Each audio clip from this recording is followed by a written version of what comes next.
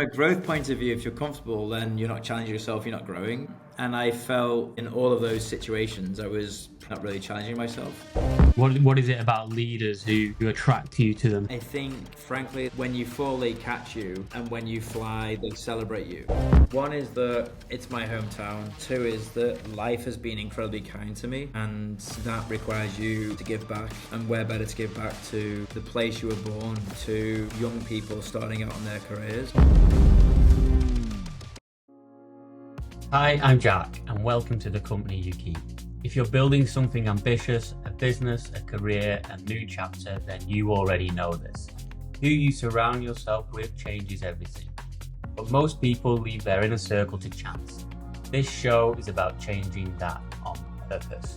Each week, I sit down with founders, operators, creators, and leaders to unpack one thing: the relationships that shape them. Not just the shiny ones, the real ones. The colleague who would open a door when no one else would. The mentor who challenged their thinking at the right time. The friend who told them the truth when it hurt. This isn't about networking, it's about the voices we trust when the spotlight's off and the stakes are high. Because momentum is great, but the right relationships, they make it last. If you've ever thought, I'm doing this alone, this show's for you. Let's get into it. Today's guest is someone who's worked at the highest levels of some of the world's most recognized companies, from CFO at Deliveroo to almost a decade at Amazon. But Phil Green's story isn't your typical exec CV. He was born in Salford, raised in Ellesmere Port, flunked his way through university, and somehow built a career across Germany, Luxembourg, and the UK, reinventing himself at every stage. In this conversation, we talk about why your early relationships shape everything, what makes someone worth following, and how the most successful careers often emerge from the biggest failures. Phil's sharp, honest, and generous with what he shares. I think you'll take a lot away from this one. All right then. Well, Phil, thank you for joining us. For people who don't know you, can you introduce yourself, who you are, and if you had to describe what you do to somebody else, what would you say? Oh man, it's actually the part of the thing that I hate the most, right? Is like talk about yourself, in any way, shape, or form. Yeah, I mean, I guess how do I best describe myself? I mean, I'm a kind of a finance guy, I guess, by time spent serving in an industry. At the core of it, I'm a numbers and data guy, or a pattern guy, I guess, is probably the best description. I like finding patterns and numbers that like are ways to understand business. That's probably the best description I can give of kind of the who I am. That's led me to some interesting careers, whether that's with Amazon for 8 years, Deliveroo as CFO there. But fundamentally, really what you're doing is you're trying to understand business through numbers and data. And then, yeah, more recently, I've spent my time trying to figure out how do I, one, give back. And so, how do I help other people who are early in their journey and are trying to do better for themselves and family, for their friends? So, trying to find ways to help people and give back. And then also using my skills to do that through allocation of capital. So, I'm involved in a venture fund, which means that you're helping founders with access to capital and hopefully some advice, sitting on boards of companies, and therefore trying to impart some of the wisdom that I've stolen from others that I can pass off as my own to give to other people, and sitting on boards, whether that's for money or pro bono.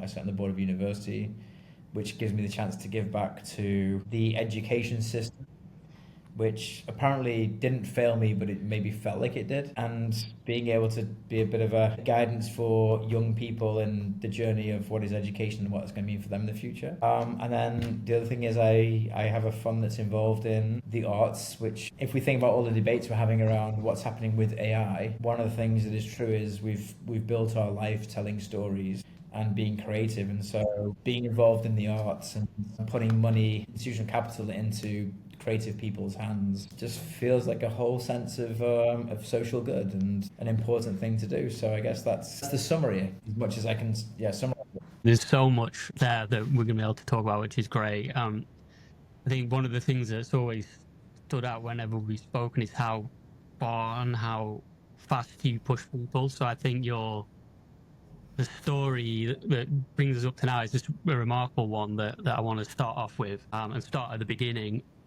What can you tell me about your upbringing? What should people know about you and your earlier life that shaped the person that you are today? Yeah, go deep. Where do I start? I mean, firstly, probably two loving parents. I'm sure through my journey as a child and early adulthood, probably didn't always feel loving, but certainly best intentions. But yeah, I was born in Salford. You know, the kind of, as a lot of children do, that follow their father's career, which took me to Ellesmere Port. Um, and so that's probably Ellesmere Port's where most of my education happened. I entered education in Ellesmere Port as probably a 3-year-old going to nursery, and I left Ellesmere Port education system at 18. Outside of a short stint back in Salford, I was mostly educated in Ellesmere Port, which is probably not the place where it's not Eton, and it doesn't have it doesn't have the cash and the capital of Eton. But what it did have is a strong sense of knowledge and education, which certainly my father had. Being a boy from Salford, and him having the fortune of going to grammar school, albeit being a child that left school at 14 with no formal education. And yeah, my mother, who was brought up in the countryside of Ireland, and similar situation with no real support structure from parents, and therefore I ended up being I believe the first member of my family, and including my broader cousin set, to go to university. So quite a nice kind of process of that journey from Ellesmere Port through to back to my hometown in Salford and university. You went to university in Salford. Yeah, I wanted to go home. I know that sounds really kind of bizarre, but I think multiple things, right? Some errors, some decisions. I guess if you think about things that are important in life, my father bought a computer in 1981, and my father started going to night school to learn how to code. So yeah, so in many ways, my father was a bit of a pioneer in that he wanted to understand this new thing, which was computers and coding, which I guess 44 years later doesn't feel like it was necessary, because who needs coding these days? But 44 years ago, I guess that was quite novel to think about computing. And as a 6-year-old boy trying to impress my father, I sat next to him and I also started learning how to code. So my weekends as a child was between playing football and getting Computer Weekly and writing video games in BASIC. That's kind of how my life started. And so university was a way to learn about businesses, and rather than doing maths, which was my A levels, I couldn't really see what would I do with mathematics, so I chose finance and accountancy, and in a subject which I was actually so I went and did finance and accountancy, and realized that I probably should have done computer science, but I didn't know computer science was a thing. I should have done mathematics, which would have been a lot of fun, but I couldn't see what the application of mathematics would have been. So I thought, well, what's the most practical thing I know how to do? Let's go and do finance and accounting, because at least I can see the job at the end of it. Why did your dad pick up a computer? Why did you learn to code? What was it that kind of drove him to do that? I think probably a huge chip on his shoulder. I think is probably the best answer. I think my father was fortunate, right? And I mean, going back in time, that he'd done well on his 7+, which is obviously in the UK was an important thing, and then he did well on his 11+, and so that got him to grammar school. But lack of parental oversight, he was brought up by his grandmother. That meant that he didn't really have an infrastructure behind him that took an interest in him turning up at school. And so at 14, he found himself kicked out of school, and pretty much growing up on the streets of Salford with no real direction. And I think huge credit to my father. He eventually got a job as a bookkeeper and got into the world of business. And so when computers came along, he saw it as an opportunity to upskill himself and start getting involved in technology. And so that's basically how he invested in a computer and started learning how to code. Oh, it's like so funny, isn't it? Like the foundations of your life in technology as well. I start way back then, even before you were even thought of. 6. Yeah. Yeah. Yeah, and I was the only kid that at school certainly had a computer, and so yeah, I was working with computers as a 6-year-old and coding, and no, nobody else that I knew had a computer. Not everybody had a color TV, right? That was the kind of that was even at that kind of stage of life. Yeah. So accounting and finance at Salford. What kind of student were you? Terrible. Oh, I was absolutely terrible. Like, I think that, I mean, life comes full circle. So, but yeah, I barely survived, right? I think that my first year at university, I'd gone from like education at a Catholic school, even through my A levels, where by the way, I was also a terrible student. It was just that I could pass exams, but I wasn't a highly applied student. I was just present. And so I kind of managed to like just pass my way through life without really that much effort. And so getting to university, I was welcomed with, I remember my first kind of like my first trimester at university, I had 5 hours of lectures a week. And I think that was the worst thing that could have ever happened to me, because it was like, well, what can I learn in 5 hours? And so that really set the tone, going from having to be at school for the whatever 35 hours a week and very present, to being, well, you have to turn up pretty much like an hour a day. I was just like, well, you can't really learn a lot in an hour a day, so I just didn't bother going. And I think that probably set the tone for my entire 3 years at university, is that if in my 3 years at university I attended more than 50 hours of lectures, I'd be surprised. So yeah, I was a terrible student. But did okay? No, I did terrible. I came out with a pass. Okay. So, I mean, like, I got more than I deserved because they didn't kick me out. Yeah. But it's like, no, I was terrible. And yeah, but And were you ambitious back then? Do you think back then, Ellesmere, Port Salford University, would you have been ambitious and known what you wanted to do back then, or was it just get into business, get into a career, or would it have been clear to a younger Phil Green where you wanted to go and how you wanted to get there? ambition's a weird thing. I don't know if I had or didn't have ambition. I think that I'd always wanted to be in business. I think my father had like I liked business and wanted to be in business and probably have my own business. And that was true. Um, I think that I found education just so easy. And that might sound awful, but I didn't find the system was challenging in any way, right? Therefore, that bred, I guess, you don't have to try very hard, and therefore it's like, this thing is not difficult, right? So, and when I got to university, you kind of carry that forward and you realize that it's actually, if the education is only 5 hours, there's not a lot going on. But also you realize that if you don't spend any time learning the topic, it's quite hard to pass the exams. And so while school wasn't difficult, it was a forcing function to be present. And so I guess what I didn't have is a thirst for knowledge. And I think that's kind of the delta is, do you have a thirst for knowledge and then you find education interesting? If it's about point scoring, then it's a very different thing, which is you don't need to learn anything, you just need to basically pass things. And that's probably the least interesting way to think about education, but it's a very pure way, in that if it's about getting a job, getting a grade, then do the minimum to basically get you through that process. So yeah, so I think that's probably, and then I think as a result of actually being just such a terrible student, it's only when you actually go out and try and get a job you realize that you've had some opportunity and you've not really applied yourself, but also you were not well prepared for being in that environment. And so as a consequence, then actually what I realized is that the hard work really started once I left university and I had to prove myself. If you turn around and realize that, wait a minute, like everyone else has had like years of training and that they're kind of sub 10-second like sprinters, and you're realizing that, well, I haven't really trained for 3 or 4 years now.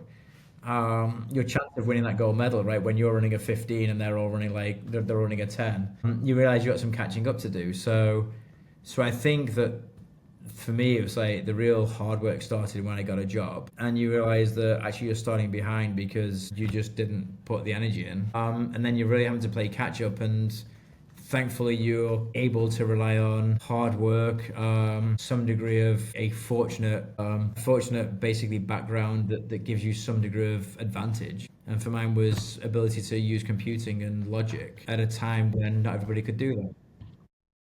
So, so what was the first move after university then? You've done accounting and finance. You're a terrible student. My first move was I got a temporary job at a company called ICI in Runcorn. And ICI was basically they were doing mass layoffs and basically trying to sell off the businesses that they had. And so they were breaking up central teams and pushing them back into the businesses. So really kind of getting businesses ready. All the central heads went back into the business so they could sell those businesses as fully utilized units. So I got the chances going in as a temp, and it was a perfect moment because there was a team of 20 that we, through optimization, took down to a team of 4. And so, I just things like going, well, if you can print it, that means there's a data file. If there's a data file, I can extract it rather than print it. If I can extract it rather than print it, I can put it in a spreadsheet. If I can put it in a spreadsheet, I can do calculation. And so I took 3-4 people's jobs away just by using technology, which is no different than the conversation we're having today, which is automation and AI. I started doing that in 1996. So that's your first kind of real step into using technology in a practical sense in a business, looking for opportunities to make efficiency gains or help kind of move a business forward. Yeah, and I just built a career doing that basically. And you were with ICI for, was it a couple of years early on, and then where did you move to next? Yeah, I had about 2.5 years as part of that team, and it was good fun, and we did a lot of good work. And then I went to, and you talk about people that play a role, right? I had somebody who hired me, a guy called Mike Jevons, who hired me at ICI when most people were not. And Mike hired me purely on the basis of where I went to high school. And he said, well, that high school, I know that high school that has a good reputation, therefore I'll take the risk. So nothing that I did at university mattered. He just trusted where I'd gone to school. Mike was a wonderful guy. He'd had a difficult moment in the company through stress. At a time when we didn't talk about stress, but Mike had a nervous breakdown through stress. And just such a lovely guy, and took me into his team and gave me the opportunity at ICI. Life's always about the lucky moments, right? I then had 2 job offers. One was for a automotive manufacturing business and a German company, Germany private owned company, and the other was for Iceland Foods. And so, I didn't understand the Iceland Foods job. It was basically looking after the buying team and gross margins, so basically a bunch of buyers in the retail business. Didn't actually understand the job I was going into. I understood the manufacturing one in the car industry more. And my general thesis was just in time, automotive manufacturing, negotiations, being a supplier to the automotive industry felt like a pretty shitty business to get involved in. And whilst I didn't understand the other job, I thought, I don't know what I'm getting myself into, but it's grocery retailing or food retailing. That's probably going to be around for a while. And so I just jumped in and did that. And that proved out to be a brilliant decision. It's just more luck, a bit of gut feel, rather than knowing what you're getting yourself into. Yeah, I had an interview with a guy who is probably one of the most important people in my career, a guy called Andy Birch, for me, he's a father figure. And I remember my interview, I was so scared of this guy. And I was certainly scared of this guy for certainly the first probably year of working for him. And you go back to as you touched on, right, you're the average of the 5 people you spend the most time with. Birchie was my boss's boss, just a brilliant guy. And I was so frightened, and I think probably wanted to kind of please him and do a good job for him, but was so scared of him. And he gave me all the tools to be successful. And ultimately we ended up kind of collaborating on some of the best things that company did over the next 4 years. So that became a real partnership.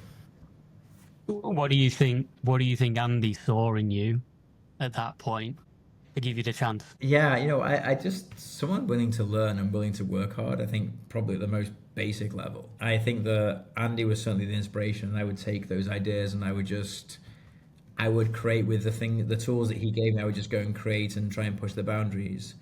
And so he was very much the teacher, and I would then basically take the principles and go and try and create with those principles that he gave me and put them to practical use. And that's kind of how we worked. And we launched the first data warehouse that Iceland had at a time when data warehouses were very sparse, and we put all of the data sets onto the data warehouse, and we did a integration and launched we were running the internet site from a database that we'd built, and we were running the entire shopping experience through that database that we took 2 weeks to build at his house while I was playing ping pong. And so it's just, we did fun stuff, right? But again, it goes back to what was it? It was like logic, writing code, manipulating data, building optimizations, and at the end of it, building a product that was a customer experience. Yeah. Nothing to do with finance. In reality, nothing to do with finance. Yeah, that was what was in my mind. So nothing to do with finance, nothing to do with accounting and finance. You got your degree. So then some of your future roles then did get you back into finance. So kind of how did that transition back into accounting, finance, CFO roles? How did that all come about? Yeah, I mean, technically, I was the buying accountant, right? My job was accounting, so I was responsible for gross margin reporting. It was just that, to be able to do that reporting, I realized that the quality of the job I can do and the information I can give to the buying team, if I can make it real time and give it down to product level information, then the ability to that information and that accuracy basically accelerates the quality of the job you can deliver. And so I guess that was my early insight into, yes, it's an accounting job, but it doesn't have to be backward looking and aggregated. It can be at least as close to real time as you can make it and detailed. And then if you're doing that, then you're the owner of the data because you understand it, which means you can build product. And so I think that in the most reasonable term, yes, it's reporting and it's data management, which is all really accounting is providing information to people to make decisions. What's this, like late 90s, early 2000s, something like that? Yeah, this would have been this was 98 to 2002. Yeah.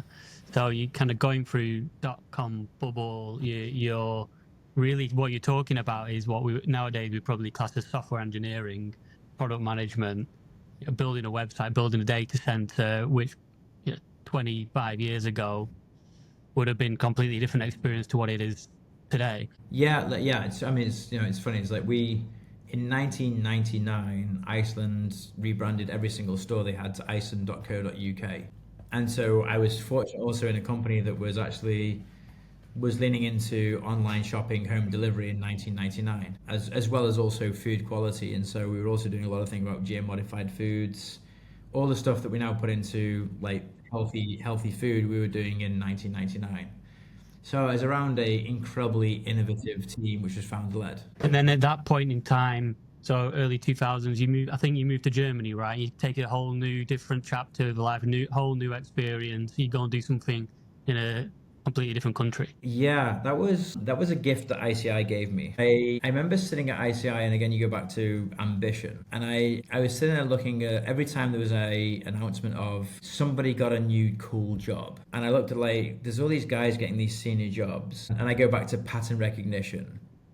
It was always, they'd just done a stint in a different country, in a different market. Right? It was always like they've done something internationally and then they were getting these cool jobs. And so again, applying the most simple brain I could, and the pattern recognition was, if you want to be a senior leader in a multinational organization, you've got to spend time abroad. And so for me, that was just then, it was like, if I want to do anything interesting, I need to get off the island. And that was just, I didn't have any language skills. It was just, if I'm going to be relevant, I need to experience different markets and different cultures. So you go to Germany, and it's not with ICI, is it? It's with you join a new company out there. I went in the safest way you could ever do it. I went to work for the Ministry of Defence. I was essentially, for better purposes, I was a civil servant working on a military base. So you couldn't find a safer way to have an international experience than basically going with the British military. Is that a risky decision at that point in your career? It sounds like you're having an amazing time at Iceland. You're doing some innovative stuff. You're with a business that's on the up. But is that just a personal drive thing? You see other people getting big jobs and they're on the back of going abroad. You just kind of think, well, I need to do this, and you kind of balance the risk and reward against that in your head and make a decision to do that based on the factors that you see in front of you. I think a combination of things probably. One is that I was expecting my first child, and so and my wife was French, and we'd made a decision that we would move to Switzerland. And so we had a bit of a life plan, which was she was going to go and find a job in Switzerland. I would then spend the next 3 months learning French and immersing myself in learning the language, and then I would follow and basically move to Switzerland. And then she then had quit her job, and 6 weeks after quitting her job, we discovered that she was pregnant. And at that point, it was like, well, we've gone from 2 incomes, no kids, to 1 income, shelving those plans to move to Switzerland, and now all of a sudden I'm becoming a father at the age of 26. I'm becoming a father and going, wait a minute, I'm now responsible for 2 other human beings. So it was kind of a bit of a system shock, and certainly was a wrench in the life plan. But then the other thing that happened was I had 9 different jobs that were on the table from Iceland. One of them I'd written myself because been given the brief to write the job you want. So I'd written my own job description, but the organization wanted me to have reporting to 2 different people, and I was like, this isn't going to work. And so of the 9 jobs, I found reasons why none of them would work. So it was a very clear sign is that if you have 9 jobs in a company and you can find reasons why you don't want any of those jobs, you should probably leave the company. I think the combination of those things was I could see that the company wasn't probably the right company for me at that time. We'd made a plan to leave the UK, and randomly I got a phone call from somebody while all that was going on saying, would you be open to moving to Germany? And in that moment I said, sure. It's an international experience, and you know what? I think in life sometimes it's the yeses are way more important, right? And like what you lean into, and the risks that and it was like, and so 4 weeks later I had a job offer and I was moving to Germany. That came about through a meeting that I'd had with a recruiter, I think 3 or 4 years earlier. So it wasn't a relationship I'd maintained, but it was something that popped up. I said yes to. That took me to Germany. And how long do you end up spending in Germany, having thought you'd only be there for a little bit of time, and then heading off to Switzerland? Yeah, I spent pretty much 10 years in Germany. Yeah, nine and a half years in Germany from that decision. A bit of a change of plan, and you do. So, what's your 10 years in Germany like? Then you learn the language, you get immersed in the culture. Yeah. Well, if you ask if any of the German people I work with listen to this, they'll say he never really learned German. But I did my best. Yeah. I mean, I spent the first stage working with the British military for the NAFI, which was the support structure for the services, and had 2.5 years there. Really interesting times for what was happening in the world at that time and for the forces. And it was the first time my boss was remote, so it was great because all of a sudden I had a leadership role. My boss was in a different country. I was living in a different country. I was a new father, and I was in a new culture. It was just fabulous. But again, I think that, like many of these things, the organization was smaller than probably my ambition, and I had the fortune where I'd done some work with one of our main suppliers, and that supplier said, "Look, we need a finance leader for our business in Munich, our German business. Would you be interested in applying for the job?" Which I was like, actually, that would be interesting. I could see my course running with the NAFI. I also like the fact that I was in a tax-free environment living on a military base, because I felt like there was a shelf life of that bubble that I was living in. And so for me, one of my key challenges was, can I go back to being a civilian? Can I get away from this circumstance I'm living in before it falls over? And can I basically figure out how to maintain my income net of tax in a real job versus being in a job where the tax structure really helps me? So I wanted to challenge myself as well and just reopen up my opportunities. Um, and so, but yeah, that was a tough one because I had to apply for a job at a supplier. And to be able to apply for the job, I needed the permission of the finance director of the company I was working for. So I had to go and ask permission of my boss's boss at that time to apply for a job with the supplier because they wouldn't interview me without it. And I wasn't guaranteed to get the job. So again, I just had to take that risk. And I had one child with the second child on the way. My wife wasn't happiest with me suggesting that I was going to take the risk of speaking to the most senior guy on the finance side and say, I would like to apply for a new job at a supplier. Do I have your permission to go and do that? And Clive, who I'm still friendly with Clive was fully supportive and gave me a blessing. And I applied for the job and I got the job. And so that took me fully into the German market, working for a GmbH, living in Munich. And so I moved to Munich in 2005, then spent the next six and a bit years living in Munich. It's a calculated risk, right? A lot of the things that you've already spoken about there, the big steps, moving back to university, then joining Iceland on a whim. Maybe there's other jobs that look better on paper, then moving abroad, then getting out of the civil service or back into kind of civilian life, and then continuing to live abroad and spend more time when your plans all are thrown up in the air. The risk, but it feels like that's a bit of a pattern throughout your life as well. Yeah, I mean, I think that being comfortable is probably the worst place to be. If you're comfortable, probably it sounds awful, right? But being comfortable, by the way, is a beautiful place to be. So let me not say it's not a good place to be. But from a growth point of view, if you're comfortable, then you're not challenging yourself, you're not growing. And I felt probably in all of those situations, I was probably not really challenging myself. And strange, actually, even if I go back to university, if I reflect on that, right, which I guess I haven't framed for myself before, is that university education wasn't my challenge. What was living away from home. And so if I really look back at university, actually turning up at lectures and studying was like, I knew I could do that, right? I could pass exams. The bit I hadn't learned was actually how to live without my parents and my teacher's guidance and explore who I was as a human being. So in many ways, university was probably a great growth journey.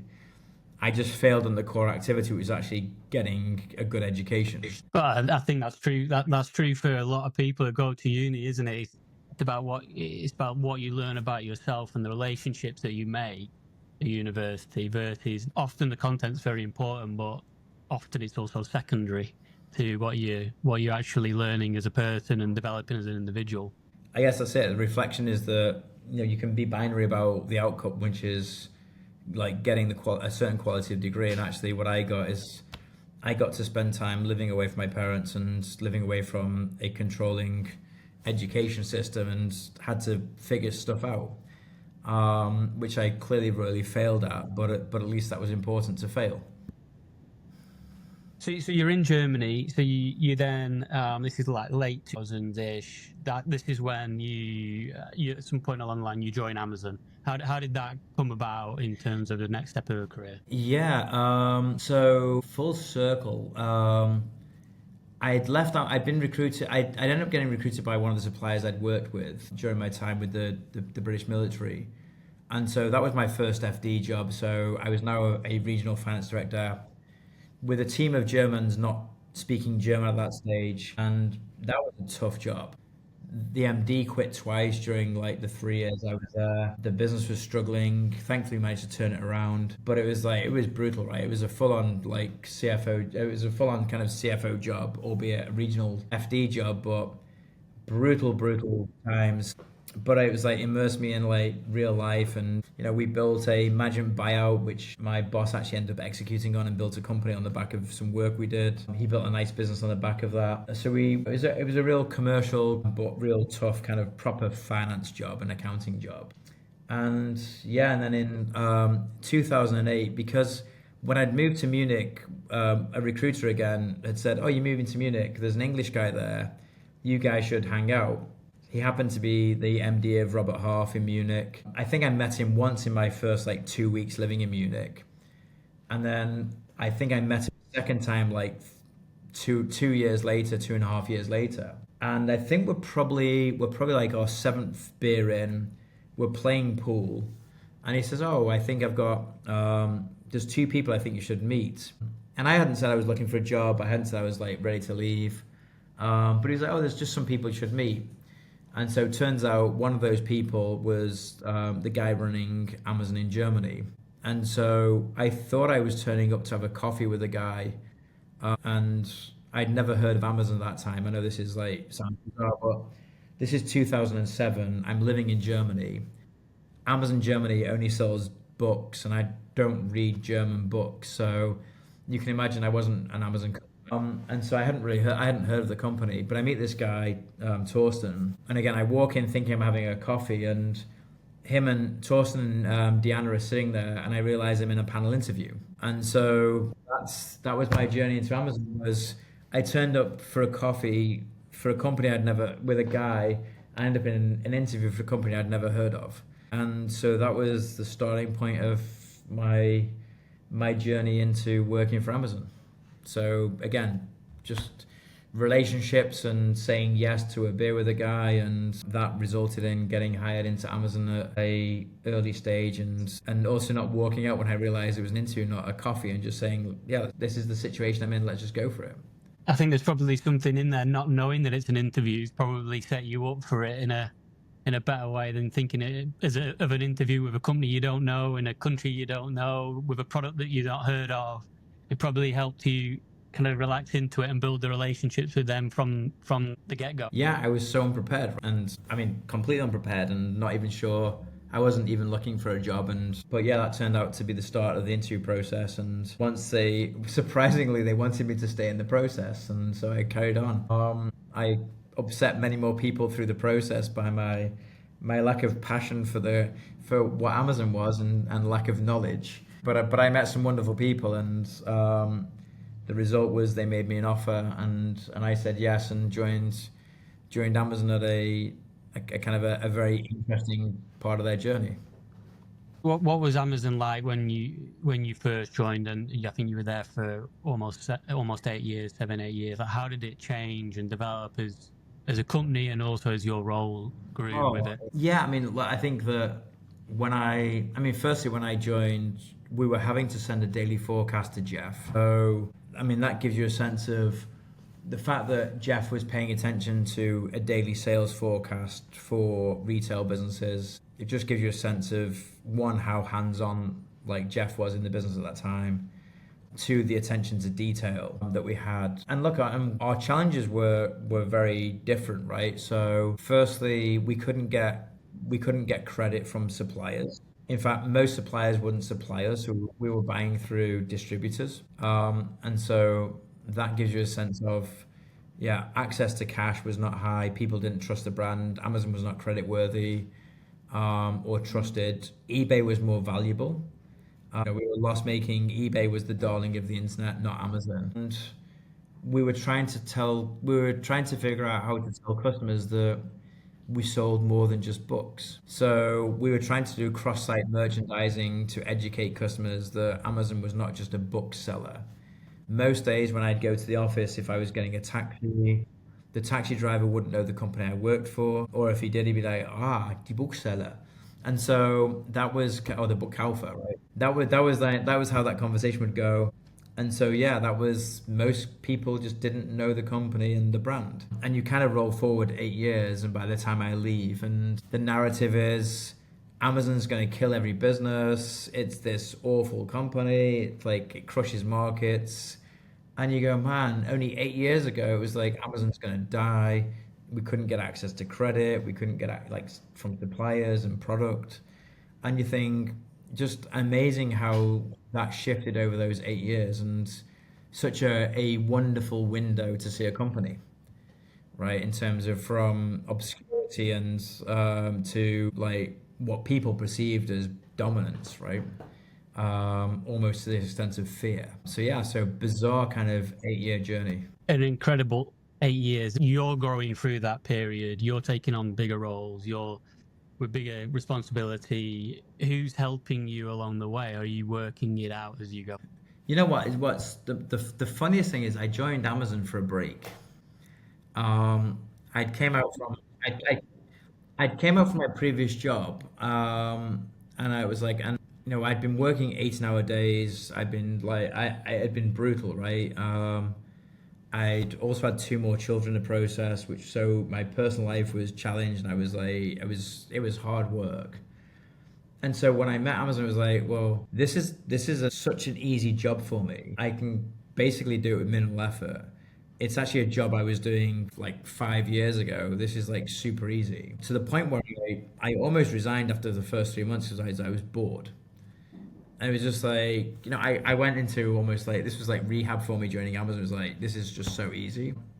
And then 3 months in, I was going to quit. And I kind of just reflected to myself and said, like, why would you quit? Why not just find a way to have an impact? And so I just went on the hunt to try and find problems I could solve, just to find a way to get enjoyment from my job. And yeah, and in doing that, I found a way to put 100 million of cash back in the company. Like, so I did 100 million of cash back to the balance sheet within the next 4 months and built a process around it that then got me recognition from the global CFO because I'd built that process and how we could scale out globally. So I just went on the hunt for like just having an impact and finding problems to solve. Mostly out of just finding the job too easy, and it was either do something like that or leave. And so that's kind of what I did. How are you doing that though, right? So It was a lot of people will be thinking, how do you even have the balls to go and find those kind of problems, find those kind of opportunities, and how do you even start? What did you do? Did you just go and speak to people, learn the processes, learn about the business? How do you find those kind of problems out there? Yeah, we had a like a retail business, right? You have a kind of a, I don't know, is it called a bonus malus or a process, or like a override or kickbacks, like discounts, volume discounts. And our process was incredibly manual on it required data entry. And that data entry into a system would then trigger basically the collections process. And of course, like nobody was doing the admin and the data entry because it's boring. And so I just found it and was like, wait a minute, we're just not collecting cash. And so I decided to basically shine a light on the lack of collections process. I had the backing of Ralph, who was the German MD at the time, and Ralph was super supportive and said, "Yeah, I've got your back. You can basically chase down everybody across the buying group." And so I did relentlessly. I started sending out a daily report. I made it a competition to see which person in the organization, kind of name and shame, right, was had and how much cash they collected, and made it a bit of a competition. And so that was the first thing I did, and that basically got collections up to date. Doing that, then I found ways to automate the reporting and work with the technology team to basically improve reporting. So it became less manual. We identified errors in there. And so it became a process that basically got eventually led to automation through the process and process improvement. But day one was just a cash collection process. And so, yeah, it was just, and then the great thing is a company that size and so early on, there are so many opportunities to basically add value. And so, yeah, the next one I did was category growth, and we had I remember in the consumer electronics business in Germany we had 17,000 SKUs, or ASINs, right, if you're using the Amazon term, but stock counting units. We had a target. The business was not growing. It was growing at the time at 23% year over year.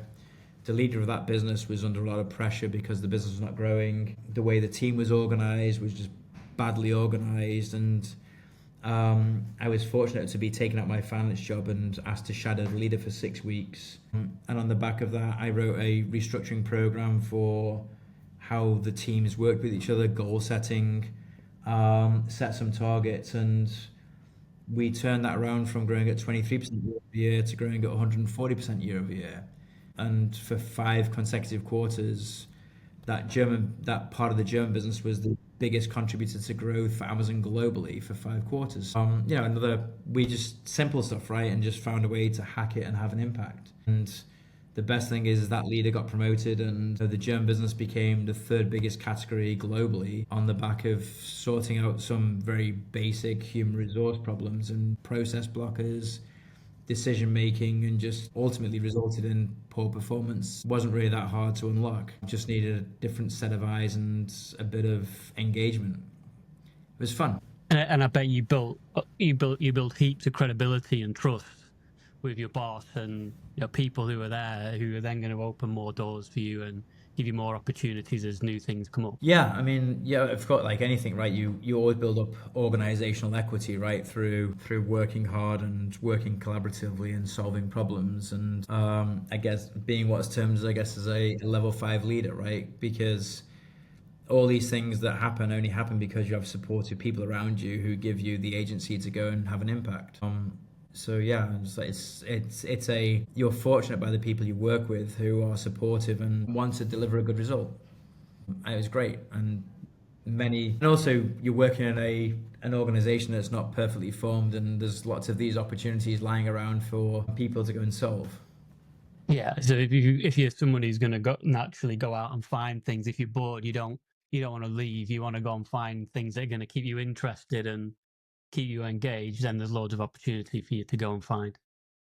So we're like now we're mid 2010s, and you make the decision to come back to the UK. Yeah, I left Amazon in 2015, so I moved from Germany, went over to Luxembourg, and built out kind of what was the central team in Luxembourg, and brought processes, centralized processes, structures, scaled up that organization as really kind of the next stage of really professionalizing the European business away from 3 regional businesses to a scaled, 5 European businesses, 6 if you include operating in Poland, and really scaling it from that kind of local marketplaces to scaled up, like European driven centralized operation, which is just huge, right? Lots of process improvement, lots of scalability, and I did that through until the end of 2015, and then at that point my circumstance changed. I was divorced, and living in Luxembourg wasn't the best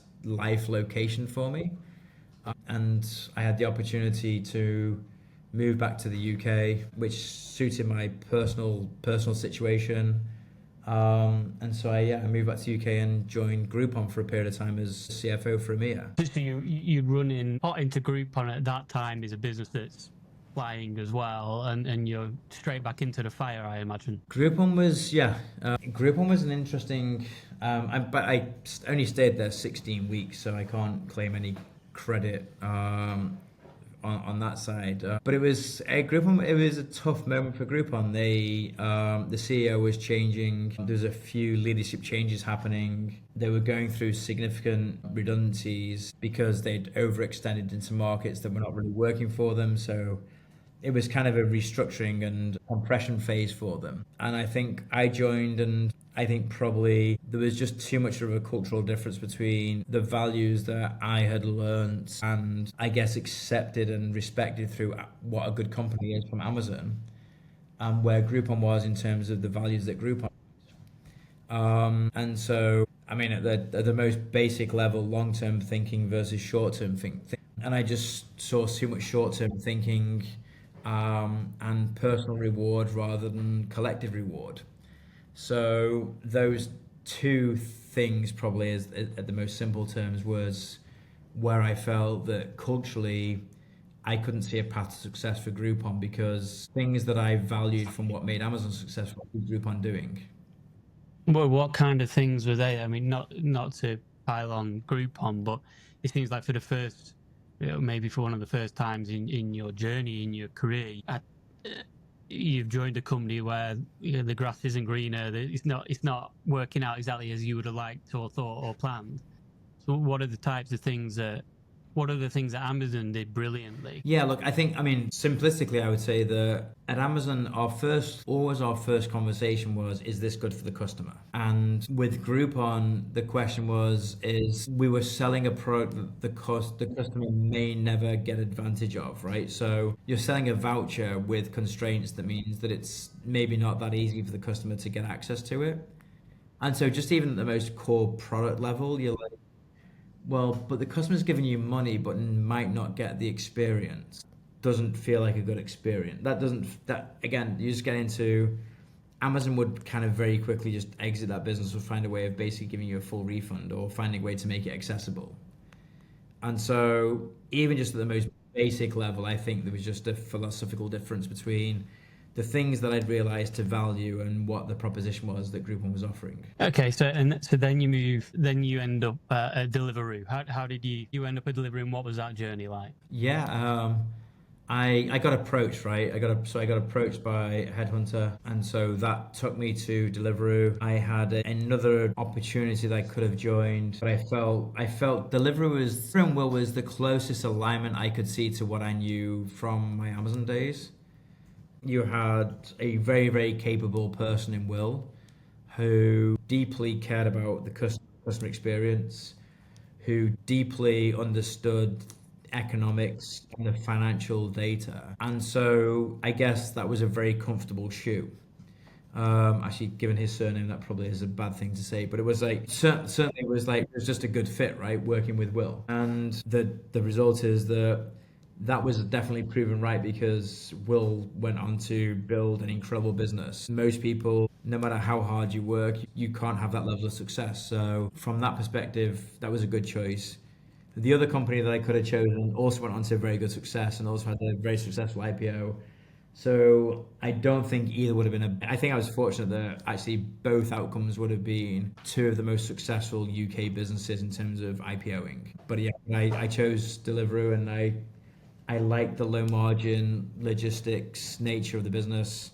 I think it's always a great place for a finance person to have an impact. You mentioned Will, you mentioned a few other people like Torsten and Deanna, Andy and Mike. What do you, when you think about those people and the relationship you've built with them, what is it about those kind of people that the other people who you build relationships can't bring or don't bring? What is it about leaders who attract you to them?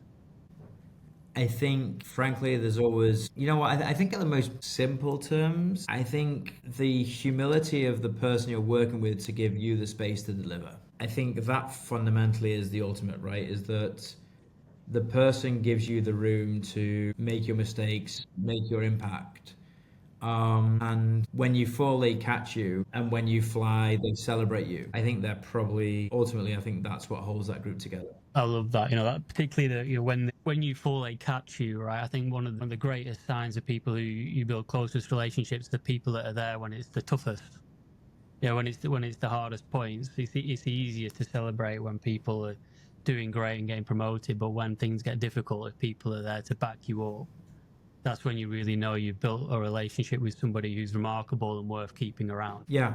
Yeah, and I think that's at the core, right? That's the behavior, right? And then you can talk about the brilliance of the person, the knowledge and the skills and stuff, right? But I think at the core of it, it really is that they give you the room to fail, but they don't really let you fall. They don't.